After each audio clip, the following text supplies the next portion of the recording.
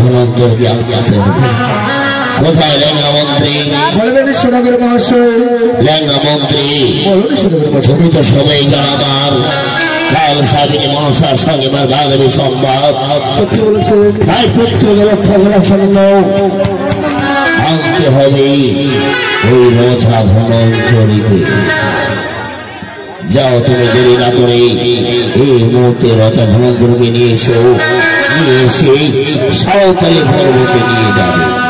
ঠিক আছে সদাগর মহাশয়, আপনার কথা মতো আমি ছুটে চললাম নগরের দিকে। যেখান থেকে হোক রোজা ধনন্তরীকে নিয়ে আসবো আপনার কাছে। বেশ বেশ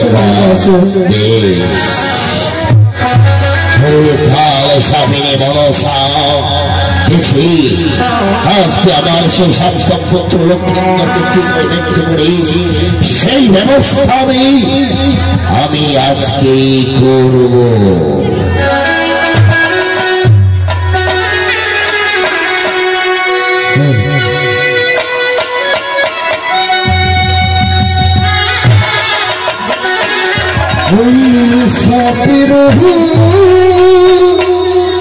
সাপুড়িয়ে আমি সব খেলাতে জানি, ওই সাপের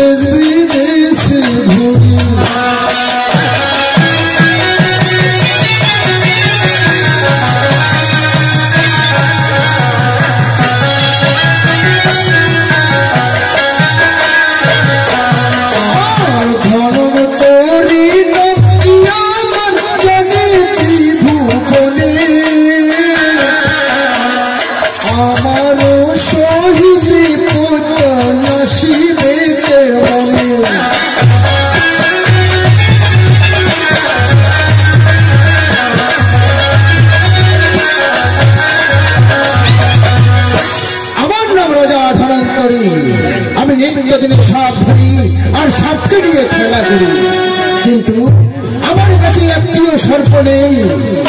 ওই তো দেখতে পাচ্ছি অরণ্য বন, সেখানে গিয়ে আমি বীর বাজাবো, বীর বাজে বিষদর বিষদর সাপ ধরবো।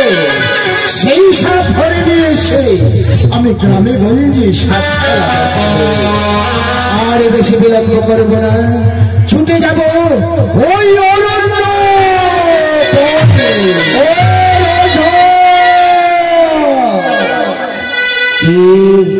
আমার পিছন থেকে ওদূর থেকে দূরে রাখছে। তুমি কোথায় ছুটে চলেছো ভাই? আমি কোথায় চলেছি?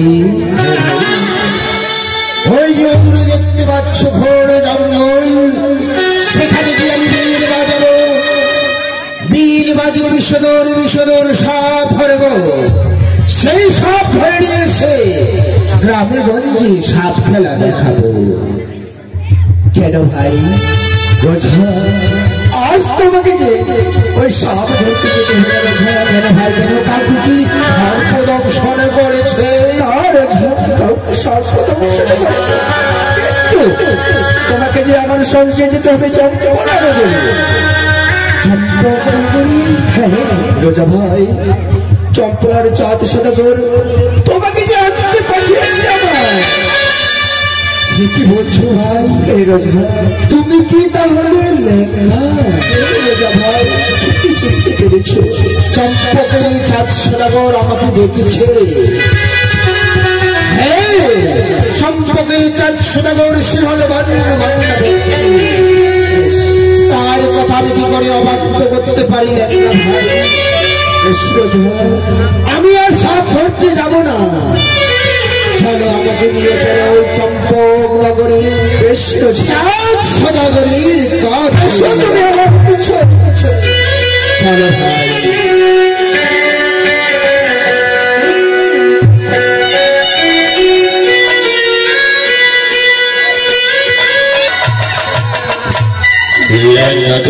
এসেছি রাজা ধনন্তরকে আনতে। জানি না রাজা ধনন্তরকে পেয়েছে কিনা, কিছুক্ষণ অপেক্ষা করি। আমি যে রাজা ধনন্তরীকে সঙ্গে করে নিয়ে এসেছি। রাজা ধনন্তরী, আমি দেশ বিদেশে ঘুরি সাপের বেকারি লয়ে। কি মনে করে রেখেছি আমার এই চম্পু? অন্য কিছু মনে করে নয়, আজকে এনেছি শুধু আমার পুত্র বৌমাকে রক্ষা করার জন্য। কি বলছেন সদাগর মশাই? হ্যাঁ, কাল সাবিনী মনসার সঙ্গে আমার বাঁধবি সংবাদ, তাই এক এক করে আমার ছোট পুত্রকে দংশন করে মৃত্যু করেছে। তাই আজকে আমি সেই ব্যবস্থা করছি যেন কাল সাবিনী মনসা সর্প এসে যেন আমার লক্ষ্মীন্দরকে মৃত্যু না করতে পারে। কি বলছেন সদাগর মশাই? এক এক করে আপনার 6টি সন্তানের মৃত্যু হয়েছে সর্বঘাতে, কিন্তু কোথায় আপনার সন্তান? আমার সামনে নিয়ে আসুন, আমি তাদেরকে আমার মন্ত্রের এক হুঙ্কারে তাদেরকে আমি ভালো করে দেব। সেই সময় হারিয়ে ফেলেছে রাজা। কি বলছেন সদাগর মশাই? হ্যাঁ, আমার ছোট পুত্র যখন চলে গেছে, তাই আমি ব্যবস্থা করেছি এবার আমার পুত্র লক্ষ্মীন্দরকে রক্ষা করতে তুমি পারবে। কি বলছেন সদাগর মশাই? হ্যাঁ রাজা, তবু আজ আপনার সপ্তম পুত্র লক্ষ্মীন্দর সর্পের হাত থেকে বাঁচাতে হবে। সেই জন্য আমি তোমাকে নিয়ে এসেছি। তুমি আমায় কথা দাও, আজকে আমার পুত্র লক্ষ্মীন্দরকে যদি রক্ষা করতে পারো, সকাল হলে আমার কাছে তুমি যাহা চাইবে আমি তোমাকে হাসি মুখে তাড়িয়ে যাব।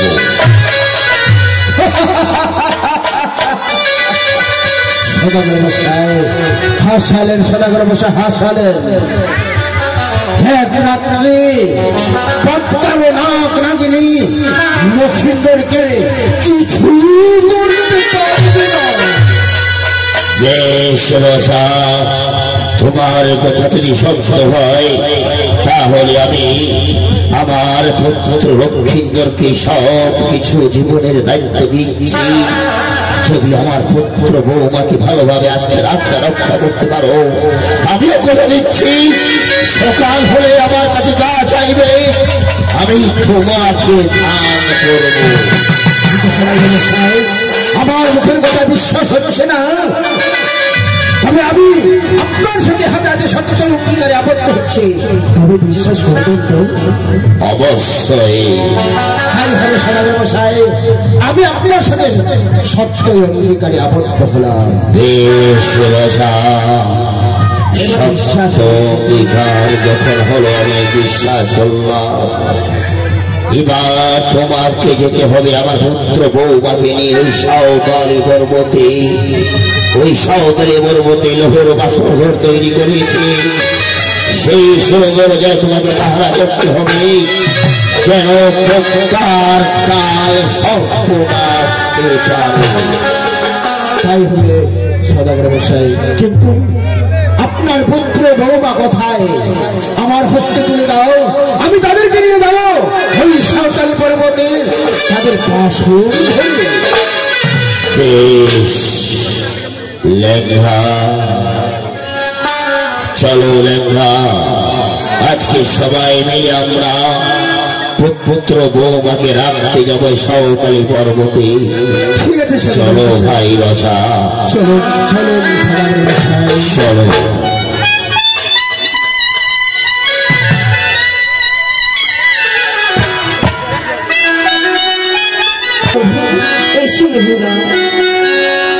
এই উজানি নগরে সময় নষ্ট করলে আর হবে না, তাড়াতাড়ি করে চম্পক নগরে ফিরতে হবে বেহুলা। হ্যাঁ বেহুলা, আর যে বেশি সময় নেই বেহুলা, সামনে অন্ধকার হয়ে আসছে বেহুলা। এসো বেহুলা, আরে চৌদলে চলিয়া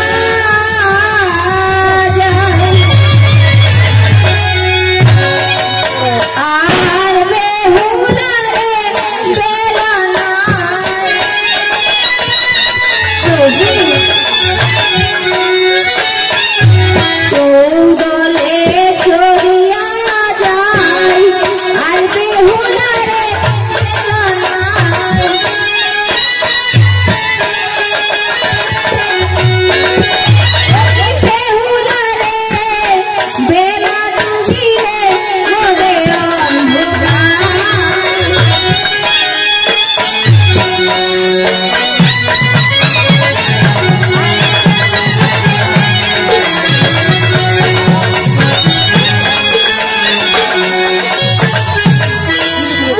বলছো প্রভু?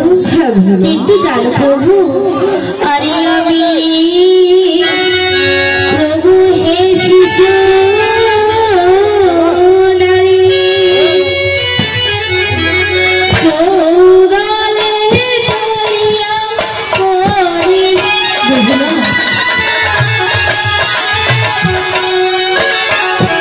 আমি প্রভু হে শিশু নারী চৌগালে টলিয়া পড়ি।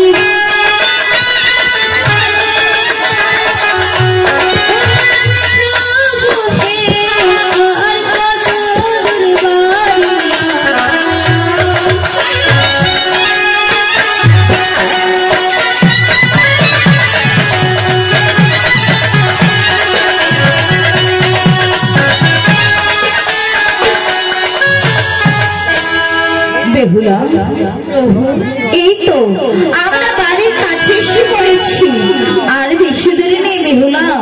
দেখতে পাচ্ছ ওই যে দেখো, আরে কলার গাছ সারি সারি বাঁকুড়ায় ঘিরেছে বাড়ি।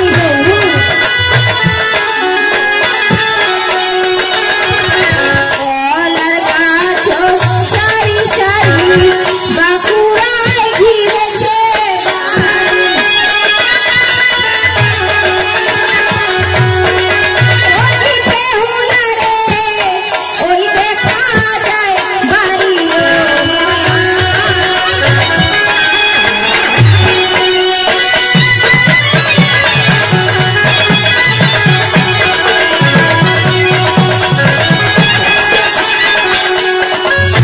বেহুলা এসো বেহুলা, আর বেশি দূর নেই বেহুলা, এসো।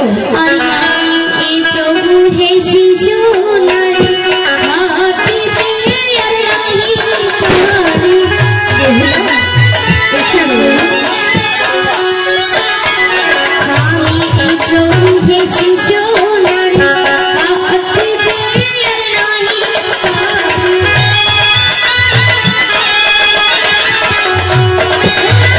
প্রভু হে আর কত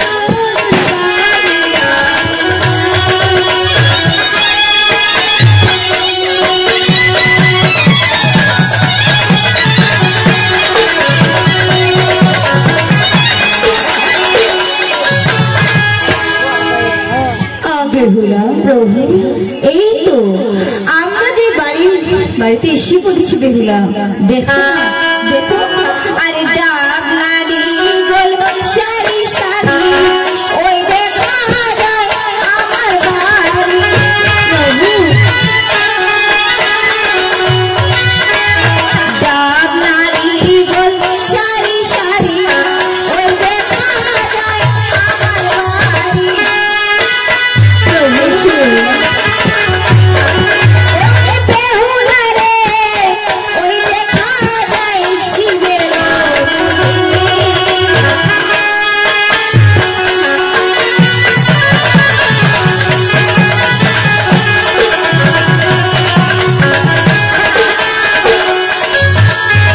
এই তো বেহুলা। প্রভু আমরা বাড়িতে এসে পড়েছি। এই কি বলছো? এসো এসো বেহুলা।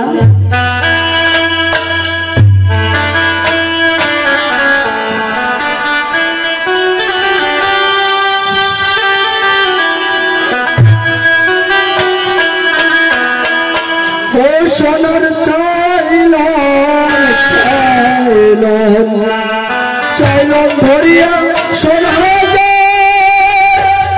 ও সোনা পুত্র বধূ বরণের হয়।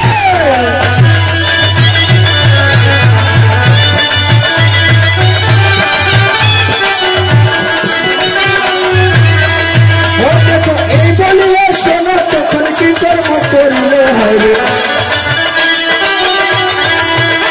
আর সোনার চাইলেন পাতি রে, সোনা বাহির করিল রে।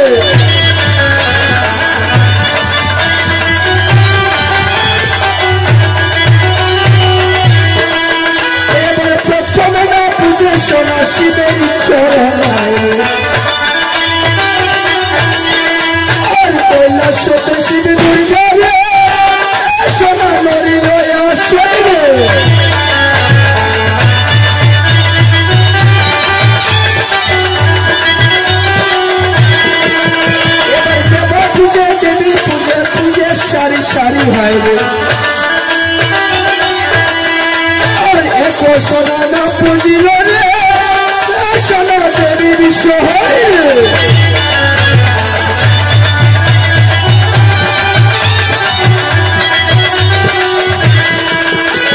পুত্রবধূর বস্ত্র থেকে দিল দুঃখ আর পুত্রবধূর বস্ত্র কেটে দিল দুঃখ ধন হাইরে আর সেই থেকে পদ্মপুতি রে সোনা হইল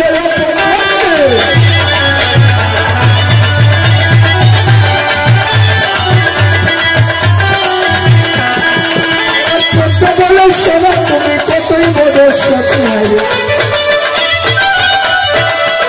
আর আজি কারো রাত্রি সোনা সোনা কারোর পুতুলি রে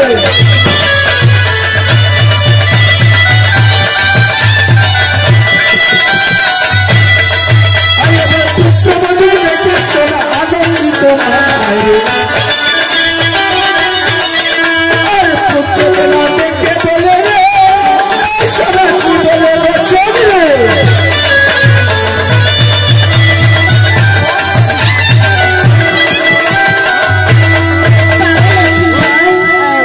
বলো মা, তুই ওজালি নগরে বিবাহ করতে গিয়েছিলে, কোনো অসুবিধা বিপদ হয়নি তো বাবা? না না মা, আমরা ভালোভাবেই বাড়িতে ফিরে এসেছি। ভালোভাবে ফিরে এসেছো? হ্যাঁ মা। কিন্তু জানো বাবা, তুই বিবাহ করতে গেছিলি, এমন তো শ্বশুর বাবা দক্ষিণা দিয়েছে, কিছু বলবে বাবা? দেখেছো ওই যে চম্পক বাসরা সবাই তাকিয়ে আছে, তোর দানের কথা শুনবে বলে। কি বলছো মা? হ্যাঁ ঠিক আছে মা, আমার শ্বশুরপিতা আমাকে কি কি দান দিয়েছে। বেশ মা, তবে শুনো মা। ওই না ভরসা ভরসিয়া এই দেখো গলার হার,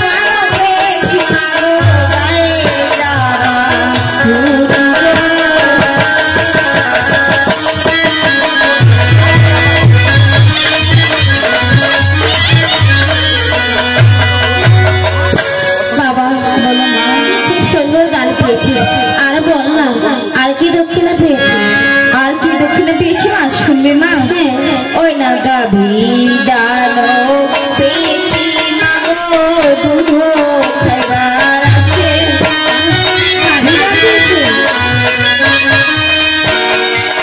গাভী দান পেয়েছি মাগো দুধ খাইবার আসে।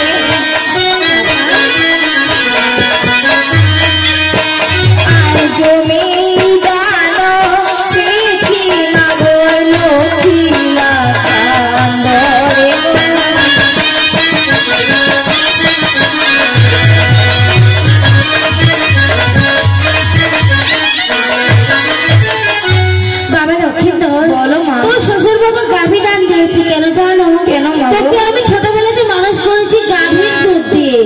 তাই গাভীদান দিয়েছে, খুব সুন্দর দক্ষিণা দিয়েছে। আর কি দক্ষিণা দিয়েছে বাবা?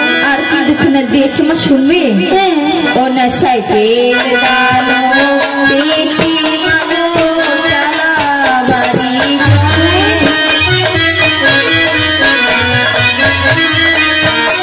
আর ঘড়ি দান পেয়েছি মাগো টাইম বলে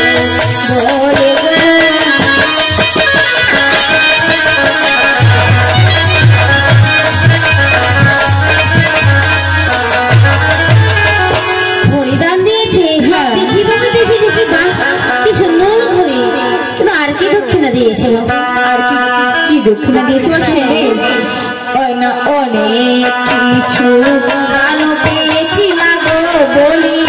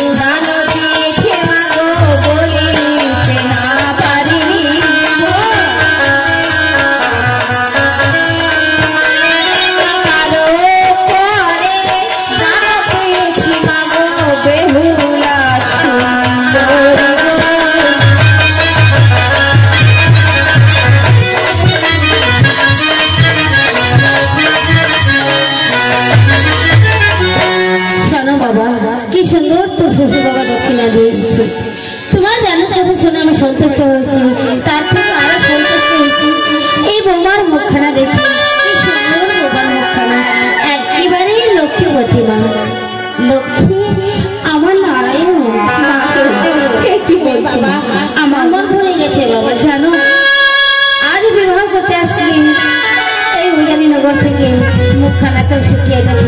হ্যাঁ, আমারও মুখখানা শুকিয়ে গেছে। চলো বাবা, তোদেরকে কিছু খেতে দেবো। চলো মা, ভীষণ খেতে কিছু